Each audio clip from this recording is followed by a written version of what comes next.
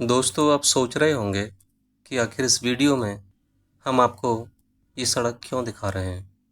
साथियों, इस सड़क को दिखाने की एक ख़ास वजह है, एक ख़ास मकसद है, क्योंकि यहाँ ये सड़क एक एक गवाह बन के रह गई है, लेकिन मूक है, बोल नहीं सकती, कुछ बता नहीं सकती। दोस्तों, ये जो बिल्डिंग आप देख रहे हैं, ये बिल्डिंग है एक शेल्टर होम की, और इस शेल्टर होम का नाम है आशा किरण। आशा किरण के नाम से संचालित यह शेल्टर होम दिल्ली सरकार का एकमात्र शेल्टर होम बताया जाता है, जिसे दिल्ली सरकार स्वयं संचालित कर रही थी। यह आशा किरण के नाम से शेल्टर होम दिल्ली के रोहिणी सेक्टर 1 में स्थित है। यूँ तो दिल्ली रोज़ किसी न किसी खबर के लिए चर्चा में रहती है, और हो भी क्यों नहीं, देश की राजधानी जो है। लेकिन कभी कभी कुछ खबरें ऐसी होती हैं जो मानवता को, इंसानियत को हिला करके चली जाती हैं। ऐसी ही खबरें इस शेल्टर होम से आईं, जिनमें सबसे प्रमुख खबर है कि जुलाई माह में इस शेल्टर होम में 14 लोगों की मौत हो गई, 14 मासूमों की मौत हो गई। इतना ही नहीं, यह भी बताया जा रहा है कि पिछले 6 महीने के अंदर यहाँ करीब हर महीने, किसी महीने 1 तो किसी महीने 2, किसी महीने 3 लोग मर रहे थे। दरअसल यह शेल्टर होम साधारण बच्चों के लिए नहीं बना हुआ है। इस शेल्टर होम में रहते हैं मानसिक रूप से कमज़ोर बच्चे, या हम कह सकते हैं कि मंद बुद्धि बच्चे, जो अपनी रोज़मर्रा की ज़िंदगी भी स्वयं अपने दम पे जीने में ठीक प्रकार से सक्षम नहीं होते हैं।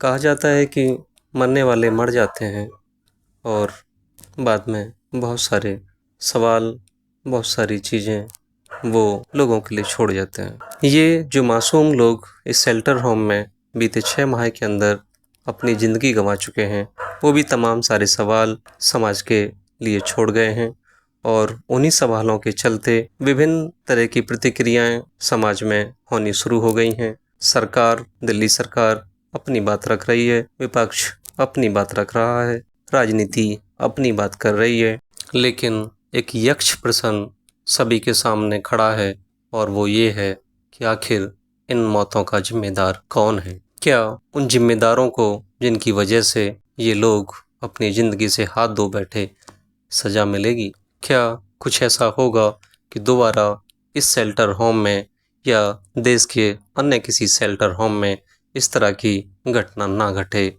राष्ट्रीय महिला आयोग की अध्यक्ष रेखा शर्मा ने इस आशा किरण सेंटर पर पहुंचकर जांच की, और जांच के बाद उन्होंने मीडिया से बातचीत में बताया कि अंदर की व्यवस्थाएं बेहद अस्त व्यस्त हैं, पानी गंदा पिया जा रहा है। रोटियों का भी उन्होंने अपने फ़ोन में फ़ोटो दिखाकर बताया कि फंगस लगी हुई रोटियां दी जा रही हैं, और क्षमता से अधिक लोग इसमें रखे गए हैं। राज्यसभा की सांसद स्वाति मालीवाल ने भी मौके पर पहुंचकर जांच की, और बताया कि उन्होंने 2 साल पहले भी इस सेंटर होम का दौरा किया था, और उस समय भी यहाँ पे बहुत सारी कमियां थीं। हालात वैसे ही थे जैसे आज हैं।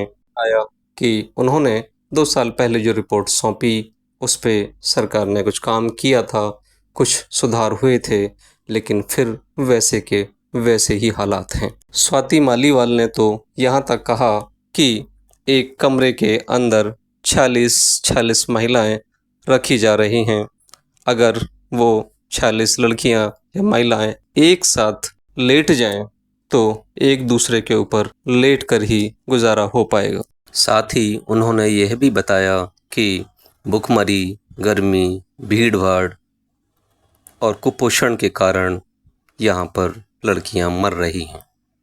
महिला कांग्रेस की तरफ से भी विरोध प्रदर्शन किया गया। दिल्ली सरकार की तरफ से सारे मामले को लेकर के एक उच्च स्तरीय कमेटी के गठन का आदेश दे दिया गया है। विरोध प्रदर्शन का भी दौर चल रहा है। दिल्ली सरकार की मंत्री आतिशी ने मीडिया को बताया कि दोषियों को किसी भी कीमत पे बख्शा नहीं जाएगा। दिल्ली के एलजी वी.के. सक्सेना ने भी उच्च स्तरीय कमेटी गठित करने के आदेश दिए हैं, और उसकी रिपोर्ट शीघ्र सौंपने को कहा है। आपको बता दें कि ऐसा नहीं कि पहली बार ही यह शेल्टर होम चर्चा में आया है। इससे पहले भी करीब 7 वर्ष पूर्व यह शेल्टर होम में हुई मौतों के कारण चर्चा में आ चुका है। सन 2017 में भी यहाँ 2 माह के अंदर 11 लोगों की मौत हुई थी, लेकिन उस घटना से भी शायद इस संस्थान ने कोई सीख नहीं ली। साथियों, इस पूरी जानकारी को आपके बीच रखने का हमारा सिर्फ एक ही उद्देश्य था। वो उद्देश्य है कि हम समाज के लोग भी इस तरह की घटनाओं पे अगर थोड़ा थोड़ा सा भी ध्यान दें तो तमाम सारे लोगों की जानें बचाई जा सकती हैं। हर चीज़ को पूरी तरह से हम शासन प्रशासन के ऊपर छोड़कर ना बैठें। अगर आपके आसपास भी कोई इस तरह का होम शेल्टर या कोई अनाथालय चलाया जा रहा हो तो आप भी अवश्य ध्यान रखें वहाँ पर हो रही गतिविधियों पर। हम सभी लोग चाहे जिस स्तर पर भी हैं, चाहे हम सरकार में बैठे हैं, चाहे हम प्रशासन में हैं और चाहे हम आम आदमी के रूप में हैं, हमें अपनी जिम्मेदारियों का अच्छे से निर्वहन करना चाहिए, जिससे कि ऐसी घटनाएं दोबारा से ना दोहराई जा सके। ये तो सच है कि कमेटियां गठित होंगी, रिपोर्ट्स आएंगी, उन पे अमल भी होंगे, लेकिन क्या ऐसी घटनाएं हमें समाज में दोबारा देखने और सुनने को नहीं मिलेंगी? दोस्तों, मासूम तो चले गए, लेकिन छोड़ गए वो सवाल हम सबके बीच में। क्या हम सब लोग मिल करके, जो हम सरकार में, हम प्रशासन में और हम आम आदमी के रूप में समाज में अपना रोल अदा करते हैं, क्या हम सब ऐसे ही इन घटनाओं को देखते रहेंगे या मिलकर के कुछ ऐसे प्रयास करेंगे जो कि इस तरह की घटनाएं समाज में दोबारा कहीं और, किसी शहर, किसी कस्बे और किसी राज्य में ना हो, किसी देश में ना हो? इसी के साथ जय हिंद।